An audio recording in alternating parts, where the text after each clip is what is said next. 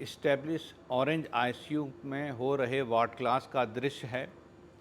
आज हम पेन पर क्लास लेने जा रहे हैं। पेन, दर्द होने पर, ठीक है, क्लास लेने जा रहे हैं। ये एक कम्प्रीहेंसिव क्लास है।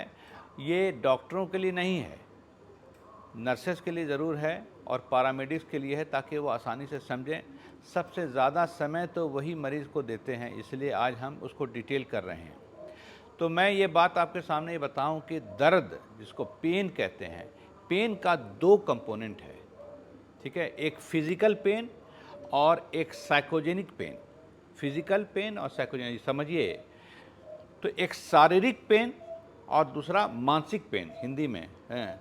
तो शारीरिक पेन क्या है मैं बताऊं आपको कि किसी को अगर लाठी से खूब कस के पीट दिया तो जो दर्द होगा वो शारीरिक पेन होगा, ठीक है। अब शारीरिक पे, हर पेन में, हर दर्द में शारीरिक यानी फिजिकल और साइकोजेनिक दोनों का मिश्रण होता है। कभी शारीरिक ज़्यादा है और कभी मानसिक ज़्यादा है, ठीक है। तो मैंने किसी एक नॉर्मल आदमी को, जैसे इस लड़की को हमने, इधर आओ, इसको अगर हमने इस कमरे में अकेले में इसको एक थप्पड़ मार दिया तो उसको दर्द लगेगा। लेकिन अगर हम बीच चौराहे पर एक थप्पड़ मारेंगे तो इसको दर्द का एहसास ज़्यादा होगा। क्यों होगा? कि इस दर्द के साथ साइकोजेनिक कंपोनेंट क्या है, हमको बीच चौराहे पर सबके बीच में मार दिया, ठीक है। तो यहाँ पर कमरे में मारा तो कोई बात नहीं, इसमें कोई डॉक्टर साहब देखे हैं या मेरे साथ ही देखा, बस इतने से हुआ, बैठ जाइए। तो इसका मतलब है कि हर दर्द के साथ साइकोजेनिक कंपोनेंट और फिजिकल कंपोनेंट दोनों मिला हुआ है, ठीक है। तो जितने तरह का दर्द होता है, याद रखिएगा, उसमें दोनों का मिश्रण है। अब रहा एक्सीडेंट हो गया, किसी को एक्सीडेंट अगर हो गया और एक्सीडेंट में घायल होकर बेहोश हो गया, तो जब किसी आदमी की क्षमता, जैसे इसको 2 थप्पड़ खाने की क्षमता है, तीसरे थप्पड़ में ये गिर जाएगी, वो 3 थप्पड़ खा सकती है, ठीक है, वो तो 1 थप्पड़ में गिर जाएगी। तो सबकी अलग अलग क्षमता है बर्दाश्त करने की, ठीक है। तो पेन एक सर्टेन लेवल के बाद जब टॉलरेट शरीर नहीं कर सकता है तो क्या होता है? रिजल्टिंग इनटू शॉक के मतलब आदमी अनकॉन्शियस हो जाना, आदमी बर्दाश्त नहीं करने पर क्या हुआ? बेहोश हो जाना। बात समझे आप? तो अब बात ये आ रही है कि किसी आदमी का एक्सीडेंट हो गया कस करके, जिसका हड्डी पंजे पीछे पेशेंट है, जिसका ये भी टूटा हुआ, ये भी टूटा हुआ, ये भी टूटा हुआ, ये भी टूटा हुआ, ये भी टूटा हुआ, वो भी टूटा हुआ, 75 तरह का टूट। तो उस एक्सीडेंट के बाद मरीज शॉक में चला गया, इतना दर्द हुआ, अस्पताल आया। अब अस्पताल आने के बाद जो चीज़ प्रॉब्लम आई है कि मरीज को इतनी ज़्यादा दर्द है कि बताने लायक नहीं है। ये दर्द मेनली क्या है? फिजिकल पेन है, समझिए, मानसिक नहीं, फिजिकल। अभी होश में है कहाँ? तो ये फिजिकल पेन है। इस समय दर्द कम करने की दवाएं हमारे पास लो कैटेगरी से बहुत हाई कैटेगरी तक है। तो सबसे लोएस्ट कैटेगरी में आता है एस्पिरिन, असिटाइल सैलिसिलिक एसिड, ठीक है, जिसको हम डिस्प्रिन के नाम से जानते हैं, जो हम लोग यूज़ करते थे। इससे बुखार भी कम होता है, दर्द भी कम हो जाता है, ठीक है। इसके बाद आया पैरासीटामोल। तो पहले पैरासीटामोल को टैबलेट के फॉर्म में खाते थे, ये दर्द भी कम देता है, बुखार भी, सूजन कम नहीं करता, ठीक है। लेकिन पहले तो खाली टैबलेट के फॉर्म आता था, अब ये इन्फ्यूज़न की शक्ल में, पानी चढ़ाने वाला बोतल की शक्ल में आता है, ठीक है। तो जब बोतल की शक्ल में आता है तो बड़ा इफेक्टिव है, ठीक है। ये 2 दवा जो ऐसी है जिसके अंदर सूजन को कम करने का कोई कंपोनेंट नहीं है। एस्पिरिन में तो थोड़ा है भी, लेकिन पैरासीटामोल में सूजन में ये बुखार और दर्द दोनों कम कर देगा, ठीक है। इसके बाद थोड़ा और ऊपर जाइएगा तो डाइक्लोफेनेक सोडियम आया, ठीक है, जिसको हम डायलोना के नाम से जानते हैं, डायनापार के नाम से जानते हैं। इसके अंदर बुखार कम करने का कंपोनेंट, दर्द कम करने का उम्मीद और सूजन को कम करने का भी कंपोनेंट है, क्योंकि चोट लगता है तो सूजन तो होता ही है। तो डाइक्लोफेनेक सोडियम जो है बहुत भयानक रूप से इस्तेमाल होने लगा। लेकिन याद रखिएगा, सब में सब चीज़ नहीं होगा। तो दर्द कम करने का कंपोनेंट यानी एनाल्जेसिक, दर्द कम करने का एहसास, सिंगल रूप से डाइक्लोफेनेक सोडियम, डायनापार या डायलोना का इंजेक्शन लगाते हैं तो चलो इफेक्टिव है। लेकिन अगर उसको और बूस्ट करने के लिए, चूँकि बहुत पीटा है, तो अगर हम पैरासीटामोल के साथ कम्बिनेशन कर देंगे तो क्या होगा? पैरासीटामोल के साथ कम्बिनेशन कर देने से उसका इफेक्ट और अच्छा हो जाएगा, ठीक है। तो ये बात मैं आपको इसलिए मैं बोल रहा हूँ कि अक्सर और बेशतर एक्सीडेंट में दर्द जो होता है बहुत ज़्यादा होता है। तो हमारे पास नॉन नारकोटिक, नशा आवर दवा जिसको कहते हैं, उसको छोड़ के कोई दवा जो बहुत इफ़ेक्टिव है, वो क्या है? डाइक्लोफिनेक सोडियम, डायलोना या डायनापार है, जिसको कि आप ऐसे आईवी भी दे सकते हैं, आईएम भी दे सकते हैं, और अगर देना है और इफ़ेक्टिव करना तो पैरासीटामोल के साथ मिला दीजिए तो बहुत इफेक्टिव हो जाएगा। यानी पैरासीटामोल का इन्फ्यूज़न और डाइक्लोफिनेक सोडियम को दोनों को मिला दिया, बड़ा इफेक्टिव हो जाएगा। ये सब नॉन नारकोटिक एनाल्जेसिक हुआ। अब नारकोटिक एनाल्जेसिक में आपको मालूम होना चाहिए ट्रामाडोल इस्तेमाल करते हैं। इसका टैबलेट भी फॉर्म आता है और इसका इंजेक्शन भी आता है। तो ट्रामाडोल जो है एक तरह का नारकोटिक है, अफीम से ड्राइव किया हुआ एनाल्जेसिक है। तो ट्रामाडोल है, बहुत इफेक्टिव है। पोस्ट ऑपरेटिव ऑपरेशन के बाद हम ट्रामाडोल ही लगाते हैं, आईवी है या आईएम जो भी लगाइए आप। पेंटाजोसिन है जिसको फोर्टविन कहते हैं, ये भी नारकोटिक एनाल्जेसिक है जिसका बड़ा इफेक्टिव है।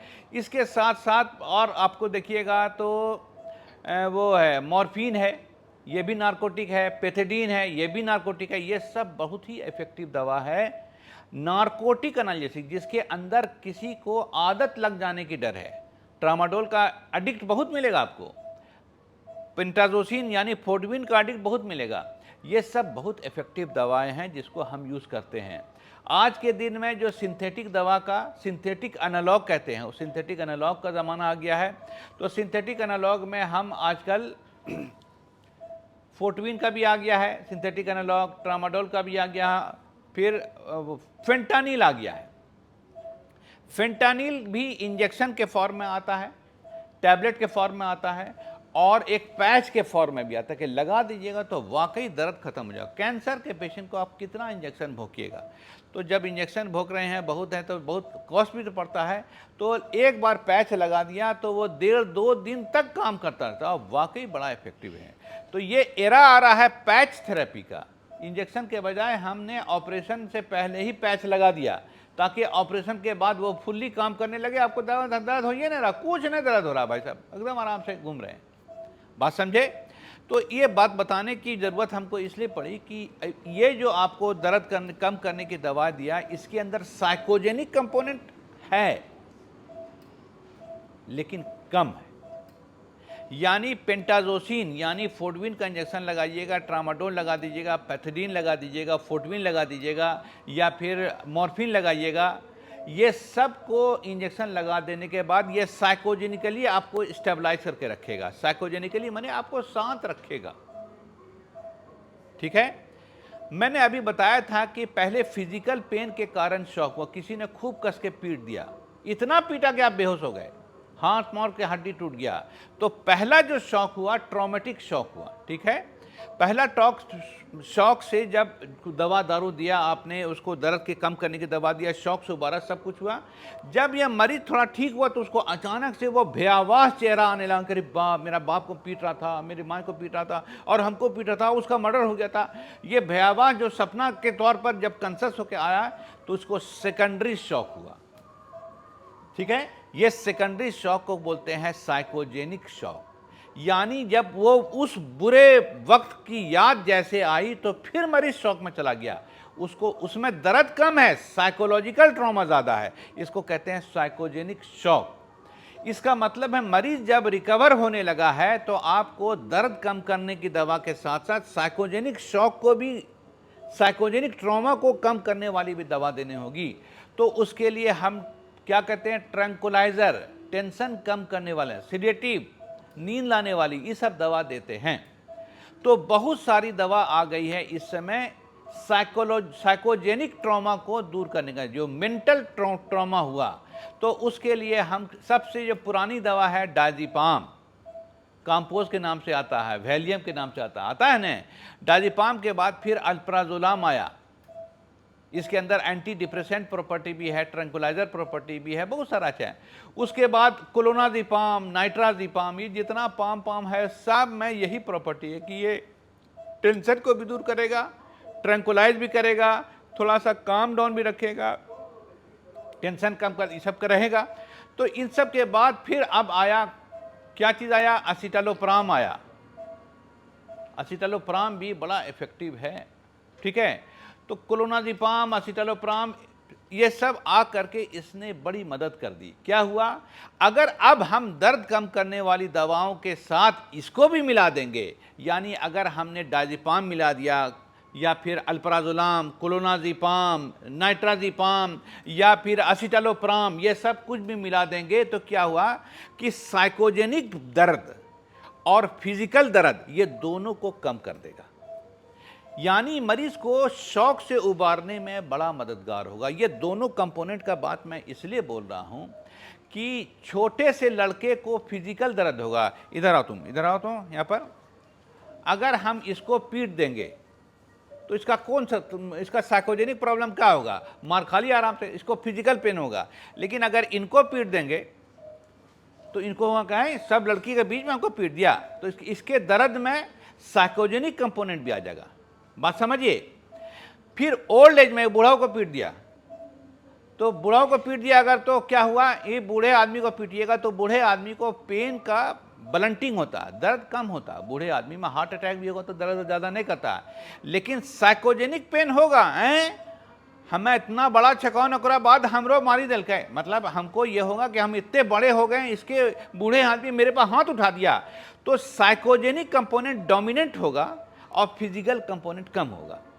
इसी तरह से बूढ़ी औरत, जब आप किसी के पास जाइएगा, बूढ़ी औरत को टांग टूट गया, तो आप देखिएगा बूढ़ी औरत को दर्द कम होता है, लेकिन उसको साइकोजेनिक पेन ज़्यादा है कि अब तो हमें लंगर हो गए, अब हमको पकड़ के कोई लेकर जाएगा, तब पिखाने जाएंगे, तब पेशाब जाएंगे, अरे बाप हम अब तो बाल बच्चे पर डिपेंडेंट हो जाएंगे। देखिए साइकोजेनिक कंपोनेंट, तो जैसे जैसे एज बढ़ता जाता है साइकोजेनिक कंपोनेंट बढ़ता चला जाता है, फिजिकल कंपोनेंट कम होता जाता है। समझिए बात को।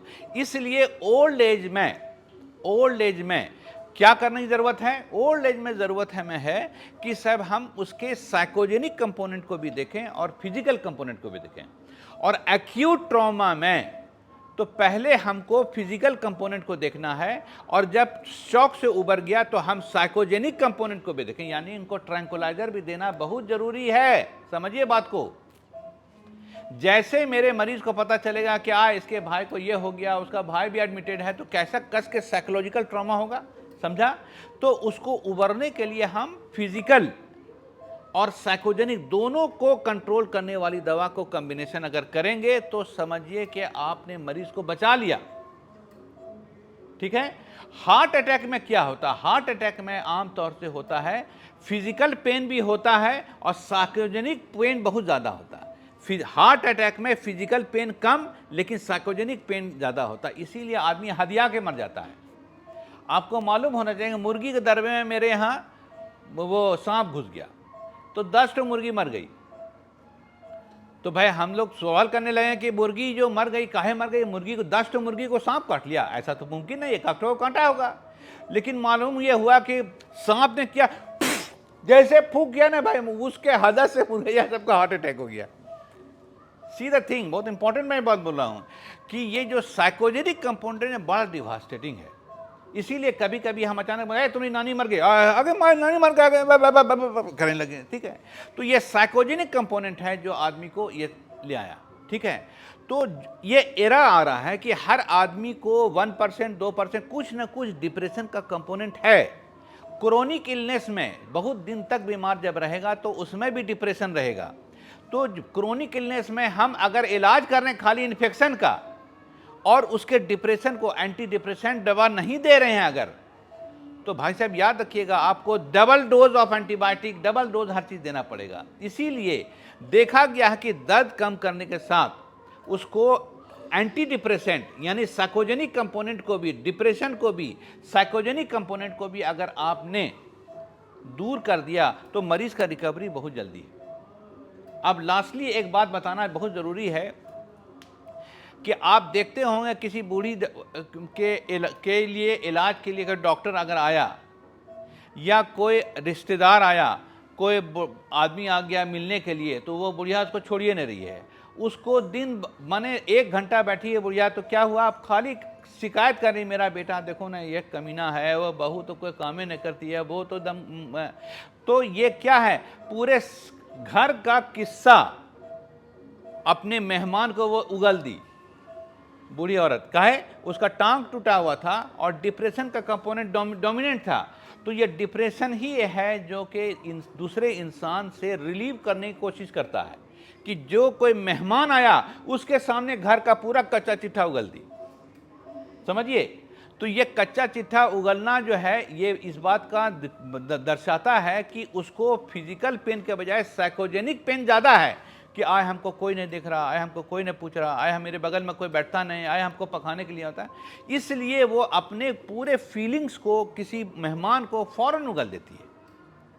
तो ये एरा है कि जो कोई डॉक्टर अगर फिजिकल पेन के साथ साइकोजेनिक पेन को भी कंसीडर करता है तो याद रखिएगा भाई साहब वो कामयाब डॉक्टर। और इस एरा में दोनों चीज़ की ज़रूरत है।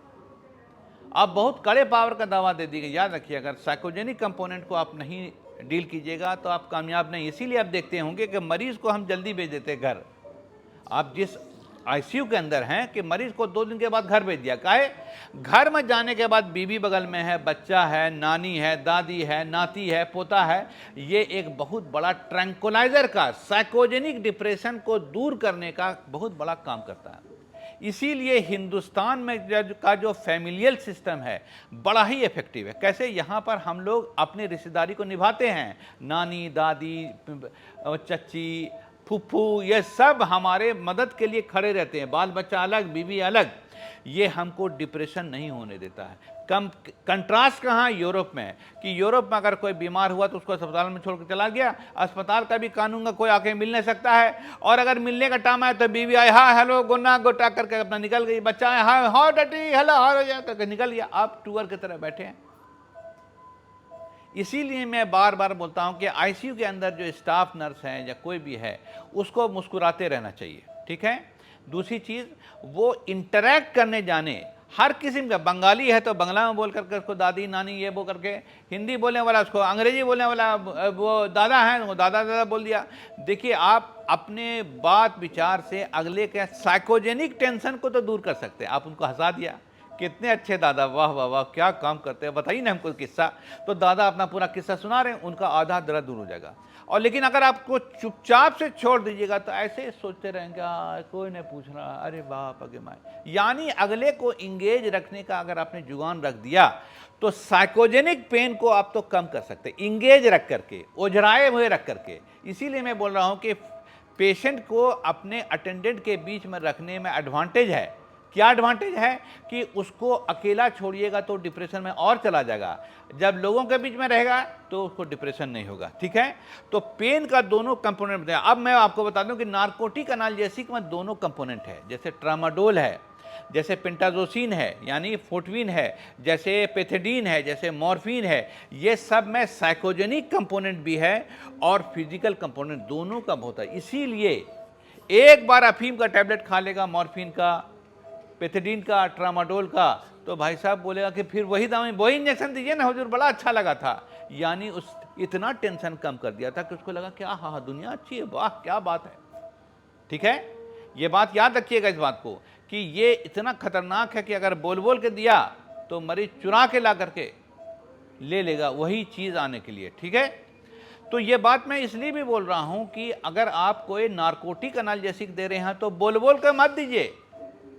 फोर्टविन, पेथेडीन दे रहे हैं या फिर ट्रामाडोल दे रहे हैं या पेंटाजोसिन दे रहे हैं या फिर वो जो क्या कहते हैं इसको फेंटानिल दे रहे हैं, तो ये सब को बोल के मत दीजिए। अगर दीजिएगा तो मरीज कान खड़ा रखता है कि इससे आराम मिला, अरे वाह वही दवा दीजिए ना डॉक्टर साहब, वही बड़ा अच्छा लगा था हमको। समझे? तो हम आईसीयू के अंदर क्या चीज़ को डील करते हैं? शॉक का मैनेज करते हैं। कौन? फिजिकल शॉक, लाठी से गिरने का, एक्सीडेंट का शॉक जो हुआ, ट्रॉमेटिक शॉक है ना, जिसमें दर्द का कंपोनेंट बहुत ज़्यादा है। और जब दर्द कम होता फिर तो साइकोजेनिक शॉक आता है, एक्सीडेंट का वो भयानक सीन उसको याद आने लगता है।